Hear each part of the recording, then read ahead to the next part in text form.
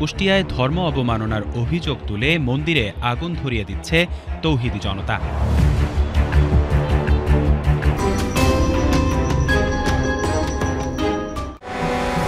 ধর্ম অবমাননার অভিযোগ তুলে মন্দিরে আগুন ধরিয়ে দিচ্ছে তৌহিদি জনতা।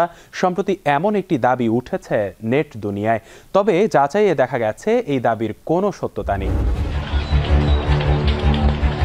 সামাজিক যোগাযোগ মাধ্যমে একটি ভিডিও ছড়িয়ে দিয়ে দাবি করা হচ্ছে কুষ্টিয়ায় ধর্ম অবমাননার অভিযোগ তুলে মন্দিরে আগুন ধরিয়ে দিচ্ছে তৌহিদি জনতা।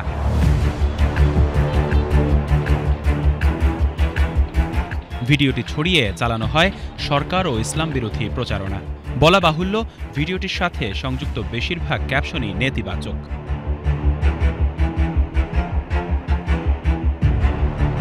আলোচিত ভিডিওর রিভার্স ইমেজ অনুসন্ধানে 19 অক্টোবর যমুনা টিভির প্রকাশিত একটি প্রতিবেদন পাওয়া যায়, যার সঙ্গে আলোচিত ভিডিওর হুবহু মিল রয়েছে।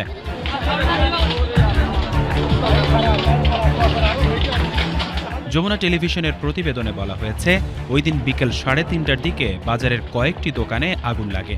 খবর পেয়ে ফায়ার সার্ভিসের একটি ইউনিট ঘটনাস্থলে পৌঁছে আগুন নিয়ন্ত্রণে আনে।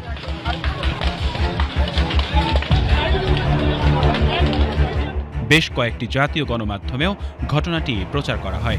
সময় টিভির প্রকাশিত প্রতিবেদনে বলা হয়েছে, সাতক্ষীরা সদরের আলিপুর বাদামতলা বাজারে আগুনে 3টি দোকানের 20 লাখ টাকার মালামাল পুড়ে ছাই হয়ে গেছে।